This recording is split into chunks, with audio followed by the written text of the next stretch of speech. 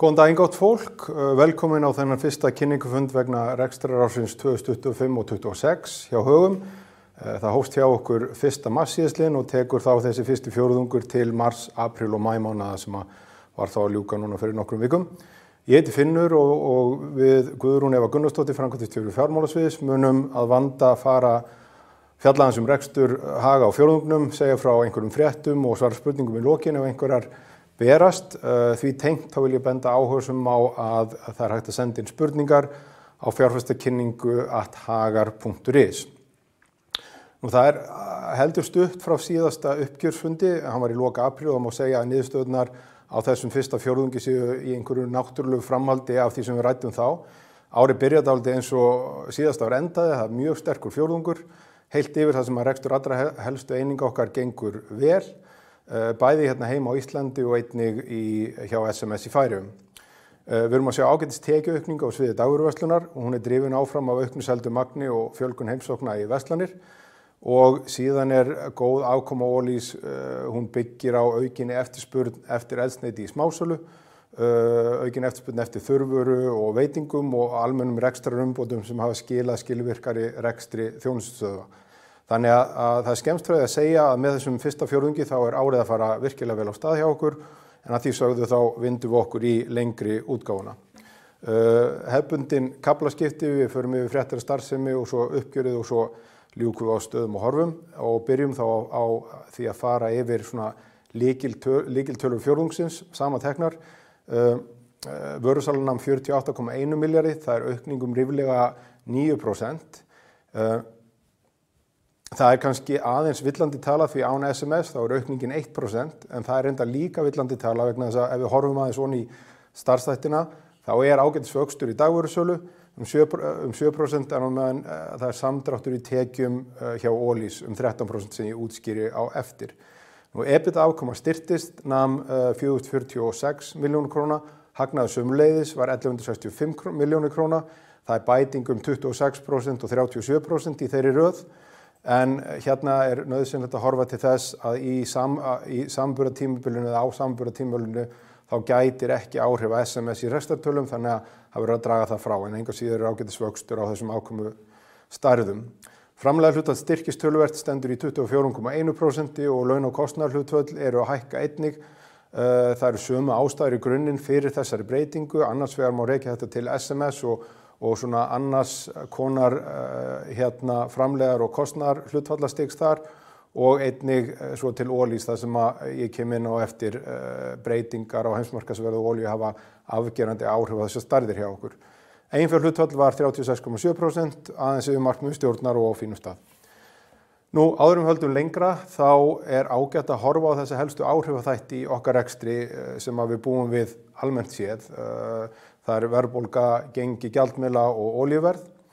Það er náttúrulega ánægjulegt að verðbólga heldur áfram að hnikast niður á við, stendur núna í 3,8% í samanburði við einhver 6% á þessum sama fjórðungi í fyrra.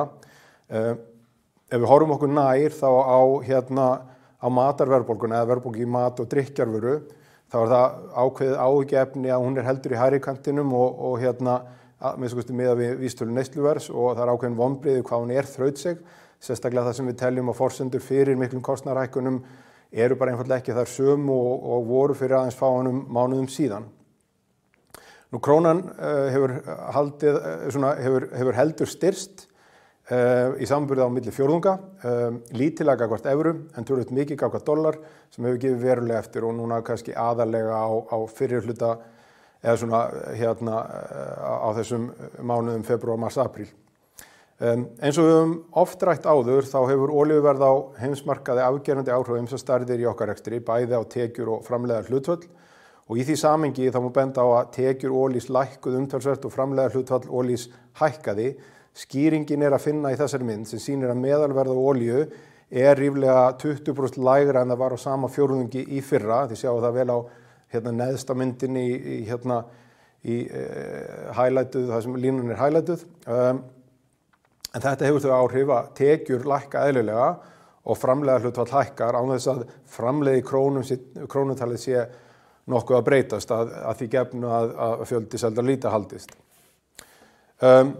ef við færum okkur nær rekstrinum, þá það sem stendur upp úr í fjórðungnum fyrst og fremst að rekstur gekk vel og afkoman áfram að styrkjast og það heldur umfram okkar áætlanir. Rekstur SMS að koma mjög sterkt inn í heildina, heldur meira en við gerum ráð fyrir, en þar fyrir utan rekstur okkar svona stærstu og helstu eininga að styrkjast á milli ára. Framlegð eykst í krónutalið og hún hækkar sem hlutfall af veltu, en ef við brjótum það niður þá stendur framleiða hlutfall í dagvöruverslun á Íslandi meira og minna í stað á milli ára. Þannig að ástæðan fyrir þessari hækkun á framleiða stigi svo að framlegð í Færeyjum, þar að segja í hlutfallslega, töluvert hærri en á Íslandi og það væntanlega vegna þess að uppbygging á smásölumarkaði, dagvörumarkaði það töluvert frábrugðin því sem við höfum að venjast hér, líkari því sem á Norðurlöndunum. Og svo felur lækkun á heimsmarkaðsverði olíu í sér að hlutfallsleg framlegð hækkar, þó svo krónutala aftur framlegðar sé óbreytt. Nú í dagvöruverslun var ágætis raunaukning á tímabilinu með fjölgun á seldum stykkjum og fleiri heimsóknum og þá bæði við hjá Hagkaup og Bónus. Og svo erum við með þessa þversögn í því að það tekjusamdráttur hjá Ólís en áframhaldandi styrking rekstrar. Aftur það þessi almenna lækkun á olíuverði sem spilar inn á tekjuhliðinni, en því til viðbótar þá voru færri seldi lítrar á fyrirtækjasviði eða í fyrirtækjasölu skulum við segja, þar sem við höfum einfaldlega haldið að okkur höndum þegar kemur að einskiptisölum til erlendra aðila, þar sem við höfum ekki áhuga á að selja eldsneyti á þeim verðum sem að þar tíðkast. Svo því reyndar ekki að neita að sókn stórnotenda þá í skiparekstri eins og til dæmis Landhelgisgæslunnar í eldsneyti í Færeyjum hefur ekkert minnkað eftir að kolefnisgjaldið var hækkað á Íslandi og það ekkert kolefnisgjald í Færeyjum og það verður svona viðurkennast að það örlítið sérkennilegt að opinber stofnun sniðgangi aðgerðir eigin stjórnvalda til að draga úr kolefnislosun með því að sigla ansi langar leiðir til þess að komast hjá greiðslu slíkra skatta og á þessu tungutaki úr sjálfbærni heiminum, þá þetta skólabókudæmi eitthvað sem kallað kolefnisleki. Það hefur mikill kraftur í þróun á starfræðinulausnum, þessum bara tól til þess að auka skilvirkni í innri rekstri og svo til þess að veita viðskiptavinum nýjar þjónustur. Einnig slíkri var ýtt úr hjá Banönum, netverslun fyrir stórnotendur núna í apríl og henni hefur afar vel tekið. En ég hlakka til þess á næsta fundi að geta sagt frá nýjum verkefnum sem tengjast þessari vinnu. Nú, við tókum þátt í átaki við að auka neyslu ungmenna á ávöxtum og grænmeti í samstarfi við Latabæ. Við erum að bjóða upp á íþróttanami í okkar helstu verslunum, Bónus, Hagkaup og Ólís og þetta þá unnið í skemmtilegu samstarfi við Banana og gaman að sjá viðtökurnar við því og enda veitir ekki af að koma þessum ráðlaga dagskamt eða nálgast hennar ráðlaga dagskamt sem við erum ansið langt frá í neyslu á hollri vöru. Nú síðast en ekki síst þá skiptir aukin skilvirkni okkur máli, við horfum gjarnan á hagnað á hlut og hann heldur áfram að tikka upp og við förum betur yfir það á eftir. Nú ef við höldum áfram og skoðum starfsþættina sérstaklega, fyrst verslanir og vöruhús á Íslandi þar sem að langmest fer fyrir rekstri Bónus, Hagkaups, Aðfanga og Banana, minnst okkur ef við horfum á það veltulega séð. Heildartekjur voru 33,6 milljarðar og það mjög ánægilegt að sjá fínan tekjuvöxt þar, 7%. Einnig hefur EBITDA styrst, hún einhver 11%, var 2,7 milljarðar og afkoma starfsþáttarins í heild var því að styrkjast. Það meira almennt séð að gera í verslunum hjá okkur, fleiri stykki seld og fleiri heimsóknir, það 6% aukning á yfir þennan starfsþátt. Þetta þýðir einfaldlega að það líka meira að gera hjá okkur í aðföngum og Banönum, það speglar náttúrulega á milli þessara fyrirtækja á verslanum okkar sem áttu bara mjög góðan fjórðung.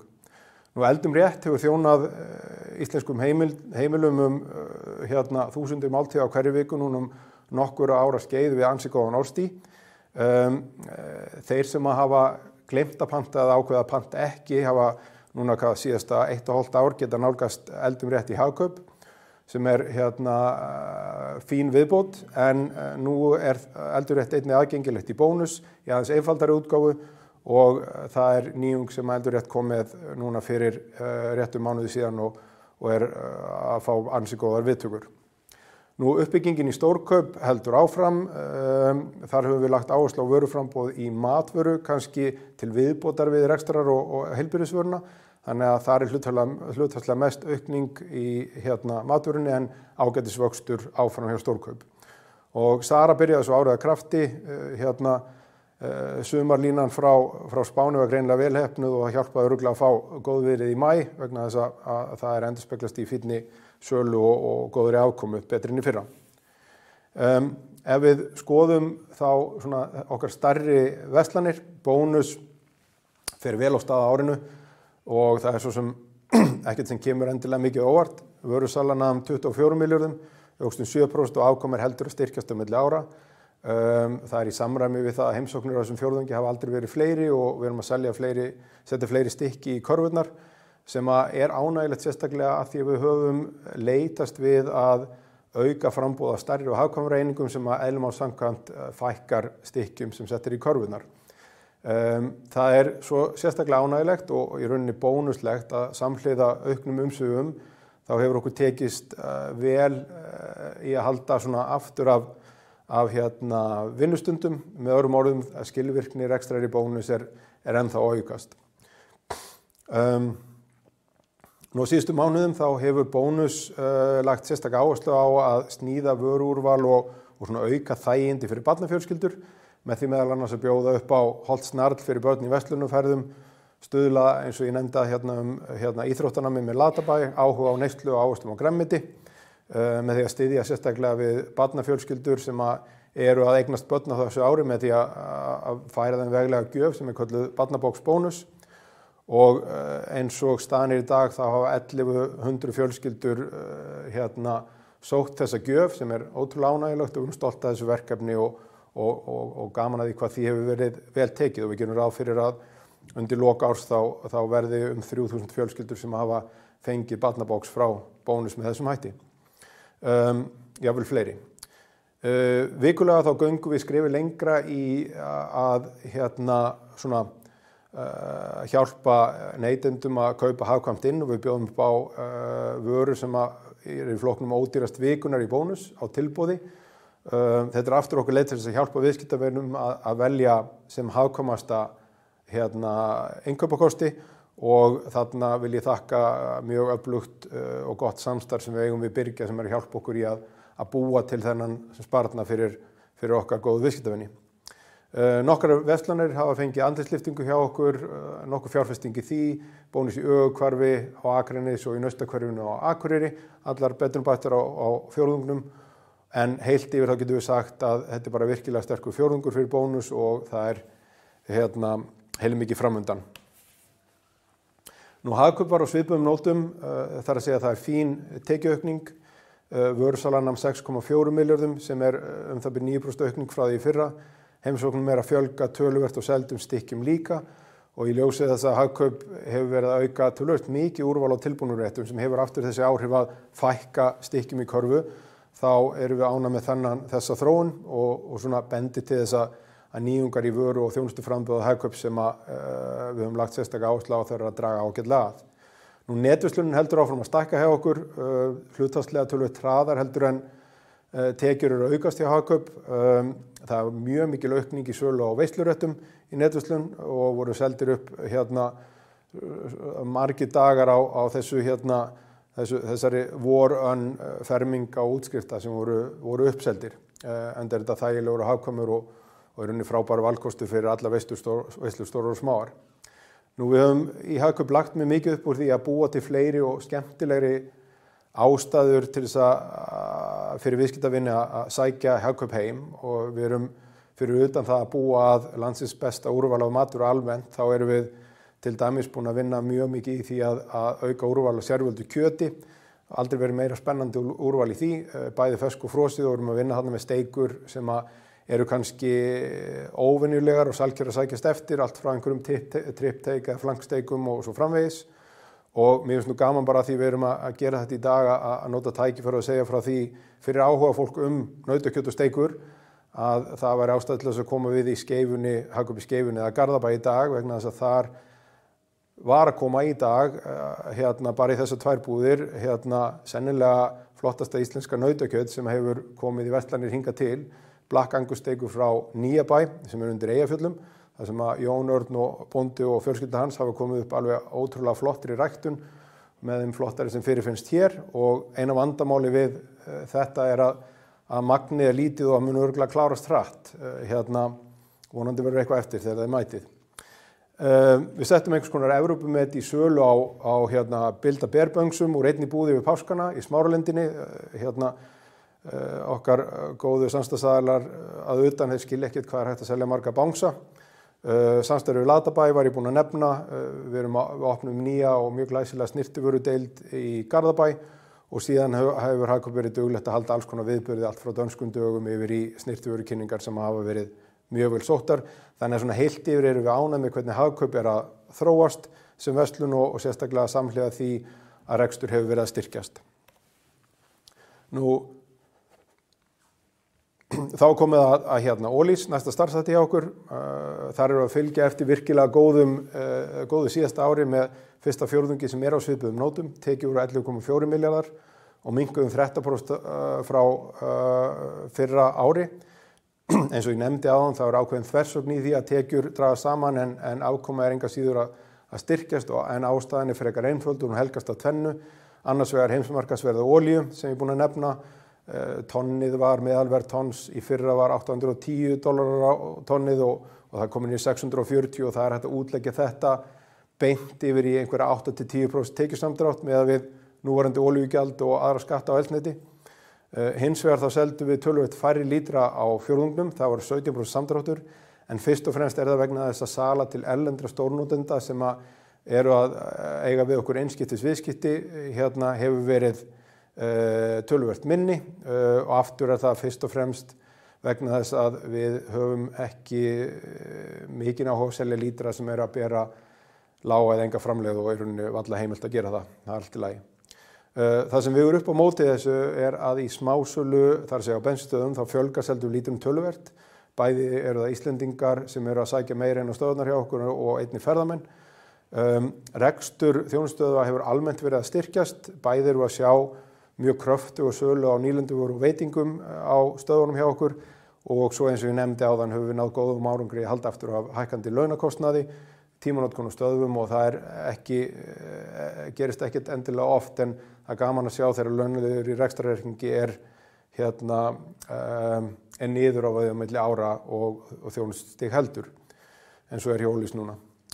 Með Glans Glans þvottastöðunum erum við að bæta við nýjum tekjum hjá Ólís og við gerum ráð fyrir að vera með 3 þvottastöður opna núna mitt sumar, 2 opna núna í júní og júlí. Við erum svo opna 2 nýja bensinstöðar, eina í Búðardal og aðra í Nausthverfi á Akureyri, þannig að það er að bætast við svona fótsporið hjá Ólís á næstu vikum.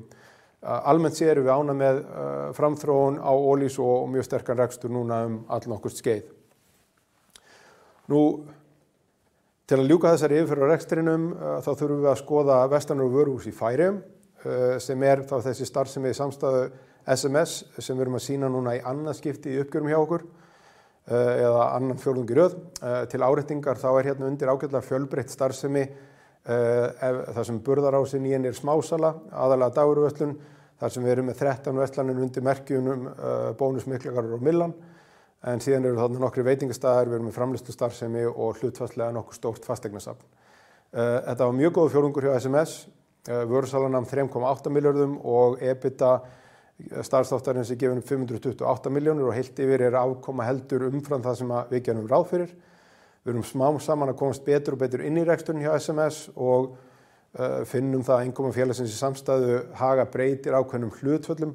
Framleiðin eins og ég nefndi áðan er hærri en vegum að venjast og kostnaður hlutföll eru sömuleiðis hærri.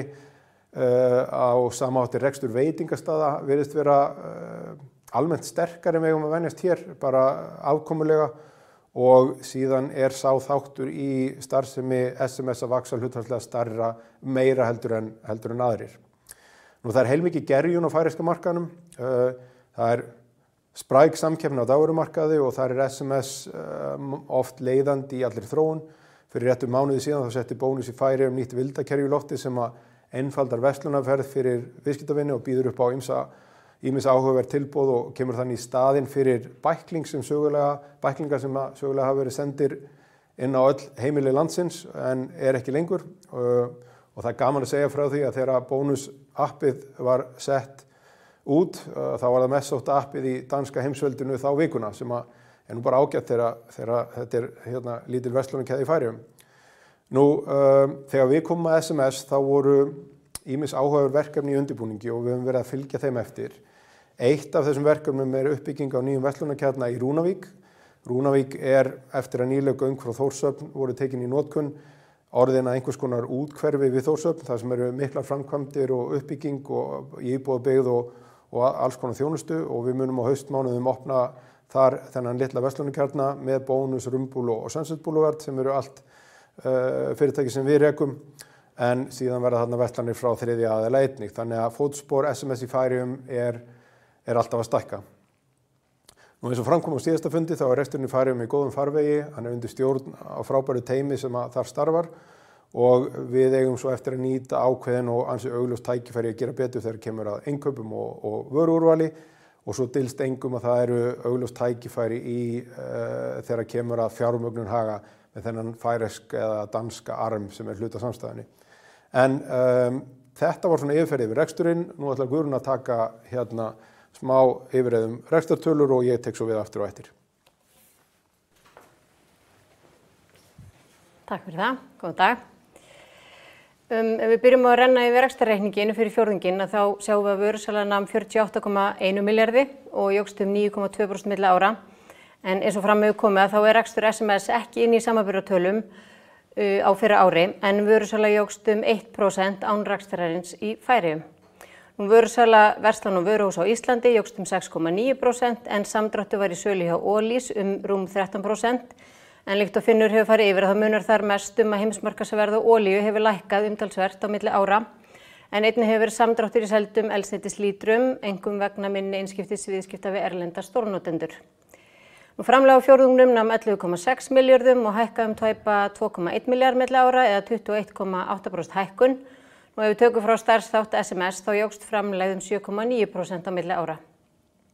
Framlag hlutfallið nam 24,1% og hækkar 2,5% stig. Áhrifin af SMS eru 1% stig til hækkunar á hlutfallinu en á öðru leyti hækkar framlag hlutfall hjá Ólís milli ára en framlag hlutfall í dagvöruverslunum á Íslandi stendur nánast í stað. Rekstrarkostnaður fjórðungsins er 7,9 milljarðar samtals og hækkar 22,1%. Án áhrifa SMS hækkar rekstrarkostnaður 4,8%. sem skýrist meðal annars af kjarasamningshækkunum milli ára. EBITDA tímabilsins var 4 milljarðar og hækkar tæp 26% milli ára en án áhrifa SMS nam hækkunin 9,4%. Starfsþáttur verslana og vöruhúsa EBITDA jókst 11,2% og EBITDA starfsþáttar Ólís jókst 4%. EBITDA SMS var 528 milljónir. Í síðasta ársupgjöri var gerð breyting á reikningshaldslegri meðhöndlun fjárfestingafasteigna í samstöðunni og þær núna færðar á gangverði í stað afskrifas kostnaðarverðs. Áhrif matsbreytingar á fjórðungnum var neikvæð 173 milljónir en þar af voru 166 milljónir vegna fasteigna í rekstrarleigu hjá SMS. Bókvært verð þessara fasteigna nam 4,4 milljörðum í lok maí en gangverðisbreyting þeirra er færð í gegnum rekstur út líftíma leigusamningana. Hagnaður nam 1165 milljónum og hækkaði 37,1% milli ára. Önnur heildarafkoma var 24 milljónir þar sem þýðingamunur var neikvæður 45 milljónir en endurmat fasteigna sem fært beint á eigið fé nam 69 milljónum, þar að endurmat vegna þeirra fasteigna sem eru í notkun innan samstæðunar. Heildarafkoma samtals var því 1189 milljónir. Hér sjáum við rekstrarmælikvarða og þróun þeirra á fyrsta ársfjórðungi og síðastliðin 4 samanburðarár. Eins og fram hefur komið er veltuaukning fjórðungsins drifin áfram af áhrifum SMS og góðri veltuaukningu verslan og vöruhús á Íslandi, þó að tekjusamdráttur Ólís hafi vissulega vegið þar á móti. Framlega hlutfall hefur farið hækkandi, áhrif af SMS 1% stig eins og ég sagði áðan, en þróun heimsmarkaðsverðs hefur einnig haft áhrif til hækkunar hjá Ólís. Dagvara stendur í stað eins og fram hefur komið. Launa- og kostnaðarhlutföll hækka nokkuð á milli ára. Það skýrist að langstærstum hluta af áhrifum SMS þar sem að Kostnaðarhlutföll eru almennt hærri heldur en hjá öðrum félögum í samstæðunni, þó áhrif kjarasamningshækkana og verðbólgu á Íslandi hafi nokkur áhrif líka. EBITDA-hlutfall fjórðungsins var 8,4% til samanburðar við 7,3% í fyrra og hagnaðarhlutfall nam 2,4% og hækkar úr 1,9% í fyrra. Hér höfum við sjóðstreymisyfirlitið fyrir fjórðunginn. Handbært fé frá rekstri nam 5,4 milljörðum og hækkar 1,5 milljarð frá samanburðarári. Fjárfestingarhreyfingar 1,3 milljarðar en helstu fjárfestingar fjórðungsins eru umbætur og breytingar í nokkrum verslunum, Bónus og Hagkaups, meðal annars endurnýjun snyrtivörudeildar Hagkaups í Garðabæ. Þetta eru þvottastöðvar Glans sem Ólís er að opna og þá hefur verið fjárfest fyrir 250 milljónir í óefnislegum eignum líkt og hugbúnaði og öðrum stafrænum lausnum. Fjármögnunarhreyfingar voru 527 milljónir og hækka lítillega með við samanburðarár og handbært fé á fjórðungnum hækkaði 3,6 milljarða og nam 5,9 milljörðum í lok maí til samanburðar við 4,6 milljarða í lok maí í fyrra. Heildareignir samstæðunnar í lok fjórðungs voru 108,2 milljarðar og hækkuðu 3,2 milljarða frá síðustu árslokum. Fastafjármunir 81,3 milljarður og lækka lítillega á fjórðungnum. Veltufjármunir námu 26,9 milljarðum og hækkum 3,7 milljarða en þar telur nánast að fullu hækkun á handbæru fé á tímabilinu. Eigið fé í lok maí var 39,7 milljarðar og átti félagi eigin hluti að nafnverði 8,1 milljón í maílok sem óbreytt frá árslokum. Heildarskuldir námu 68,5 milljarði og hækkun 2 milljarða frá síðustu árslokum. Hækkunin liggur einkum í hefðbundnum viðskiptaskuldum til skamms tíma hjá flestum rekstrareiningum í samstæðunni. Vaxtaberandi skuldir 23,3 milljarðar og leiguskuldir námu 19 milljörðum. Skammtíma hluti vaxtaberandi skulda 6,1 milljarður en þaraf eru víxilskuldir 1,4 milljarðar og skammtíma fjármögnun í dönskum krónum vegna kaupana á SMS nema 3,9 milljarðum. Og hér í lokin höfum við lykilmælikvarða efnahags í lok fjórðungs. Þar sjáum við arðsemi eiginfjár var 25,3% og hækkar úr 18,9% á samanburðartímabili. Eiginfjárhlutfall var 36,7% en var 35,6% í lok maí í fyrra. Markmið stjórnar 35% eiginfjárhlutfall. Nettóvaxtaberandi skuldir í lok fjórðungs að meðtöldum leiguskuldum námu 36,4 milljörðum eða 2,3 sinnum EBITDA síðastliðna 12 mánaða en skuldir aukast nokkuð milli ára vegna kaupana á SMS. Veltufjárhlutfall var 0,85 til samanburðar við 0,88 í fyrra og velturhraði rekstri var 8,6 dagar í samanburðar við 9,3 daga í fyrra og velturhraði eigna var 1,9 í lok fjórðungs. Þakka ég fyrir og Finnur tekur aftur við. Takk Guðrún. Svona til að slá botnin í þetta, 2-3 glærir í viðbót, fljót yfir farnar, hérna mynda gengi og hérna gengi hlutabréfa og hérna hluthafahópnum, topp 10 og sömu hluthafar að fylla þann flokk og hafa gert núna nokkurt skeið, það engin breyting þar á milli fjórðunga og því svo eiginlega eins farið með gengi hafa markaði, það var í upphafi 402 og endar í 102, þannig að það svona og ég held að það sé örugglega nálægt akkurat í þessum töluðu orðum. Þegar það kemur að rekstri, kannski einhverju sem við höfum þá áhrif á, þá höldum við áfram að hnika þessum helstu rekstramælikvörðum í rétta átt og við höfum verið að sýna ykkur þessa mynd núna nokkra fjórðunga í röð, uppsafnaður hagnaður og hlut síðustu 12 mánuði, stendur núna í 5,84 krónum og hefur hækkað 22% á síðustu 12 mánuðum og þrefaldast á einhverjum 4 árum. Og við getum svo sem tekið töluna líka með hérna einskiptisbreytum inn í en aðalmáli skiptir hér að hérna leiknin í rétta átt og hérna spila auðvitað ýmsir hlutir inn í en kannski aðalega aukinn skilvirkni rekstrar og almennu rekstrabati. Síðan höfum við blessunlega tekið einhverjar ákvarðanir strategiskar sem hafa gefist vel og bætt við nýjum einingum sem hafa komið inn í samstæðuna og að skila jákvæðri afkomu. Og við gerum ráð fyrir að þessi þróun haldi áfram. Staða Haga augljóslega nokkuð sterk. Horfur í rekstri hafa lítið breyst frá því að við ræddum þær síðast fyrir 2 mánuðum síðan. Þær eru bara sem fyrir almennt góðar. Þar þó ástæða til þess að nefna að það eru ákveðnar blikur á lofti í þessu alþjóðlega viðskiptaumhverfi sem að geta haft afgerandi áhrif á okkur og ansi reyndar marga aðra á einhverjum tímapunkti. Þarna ég að vísa til viðskiptasamninga sem bandarísk stjórnvöld að vinna við fjölda þjóða og kannski því tengt mögulegt tollastríð sem algjöru óvissu háð eins og margt þarna vestanheims þessa dagana. Og hins vegar það stríðsátök og almennur óró í Mið-Austurlöndum sem að getur og að hafa ansi mikil áhrif á þróun olíuverðs og þá segir það sig sjálft að getur haft heilmikil áhrif á okkar rekstur. En þetta eitthvað sem að kannski ekkert sérlega nýtt og við gerum í sjálfu sér ekki mikið með annað en að bíða og bregðast við ef að þess þarf. Nú að okkar mati eru svo enn og miklar hækkanir á aðföngum til dagvöruverslunar. Það eru ákveðnir liðir sem eru meira til vandræða heldur en aðrir. Þar vil ég nefna helst landbúnaðarvörur þar sem að kjöt hefur verið að hækka og allt og mikið og í raun ekkert láta og síðan má nefna kaffi, kakó, súkkulaði og allt sælgæti.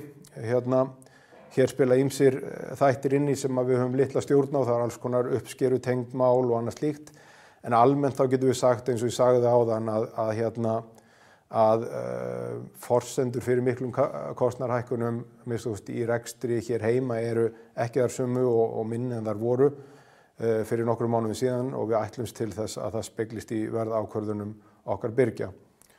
Að því sögðu þá tilfinningin okkar sú að þróun efnahagslífs og þá okkar rekstrarumhverfis fari frekar batnandi og ég held að það hafi verið ágætlega staðfest í nýlegri skýrslu frá Alþjóðagjaldeyrissjóðnum sem var í fréttaflutningi bara núna nýverið.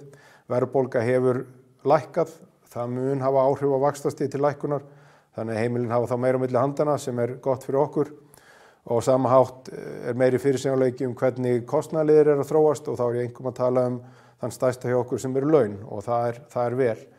En eins og ég hef komið hérna inn á þá gengur rekstur í okkar helstu og stærstu rekstrareiningum vel. Okkur hefur gengið vel að auka skilvirkni almennt samhliða því að efla stöðugt þá þjónustu sem við bjóðum viðskiptavinum. Við höfum fjárfest í viðskiptaþróun, sérstaklega núna síðustu 12 til 18 mánuði sem að skila ágætis afrakstri og við sjáum það núna með innkoma SMS í samstæðuna. Við erum hvergi nærri hætt og vonumst til þess að geta sagt frá fleiru spennandi á næsta fundi okkar að loknum öðrum ársfjórðungi. Þannig að heilt yfir, við erum með sterkt félag í hugum, við búum að öflugum rekstrareiningum, við erum vel fjármögnuð, það valinn maður í hverju rúmi og við höfum sett okkur markmiðum að gera enn betur og við ætlum okkur alveg klárlega að ná þeim. Þannig að þetta var yfirferðin hjá okkur. Næsta mál á dagskrá að athuga hvort að einhverjar spurningar hafi borist eða hvort fólk að flýta sér bara inn í sumarið.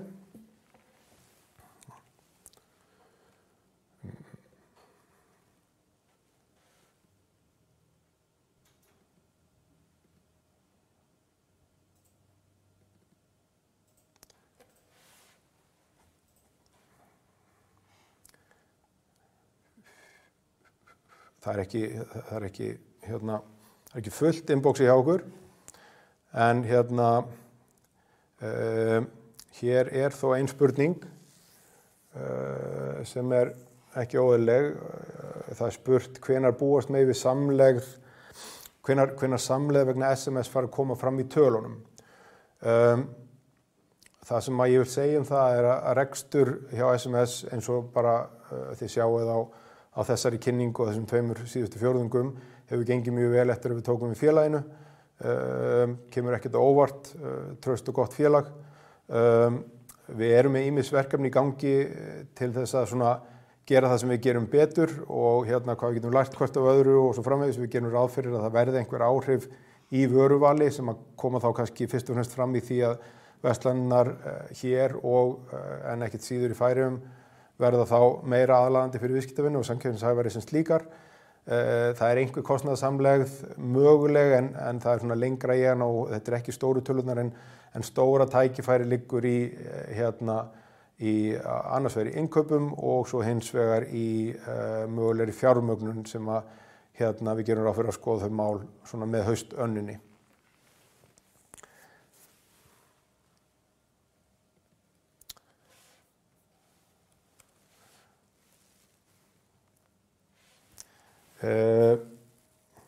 Það einhver áhersamur átökin í Mið-Austurlöndum og áhrif sem þau hafa á olíuverð og rekstur á olís. Ég er nú eiginlega búinn að nefna þetta í punktunum hérna í lokin. Auðvitað þurfum við bara fyrst og fremst að bíða og sjá.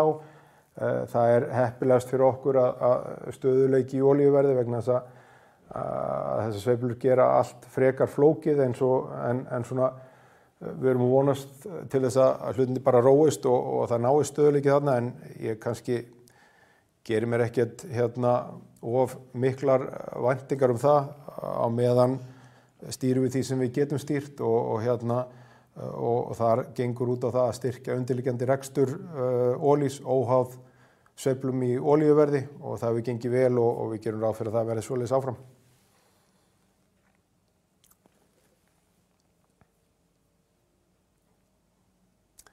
Ég sé ekki til þeirra hérna. Þannig að úr því að það er ekki frekari spurningar, þá erum við bara off the hook eins og við segja. Við þökkum fyrir áhugann á félaginu og hlökkum til að sjá ykkur í vonandi eigin persónu á næsta fundi sem verður haldinn í október. Takk fyrir okkur.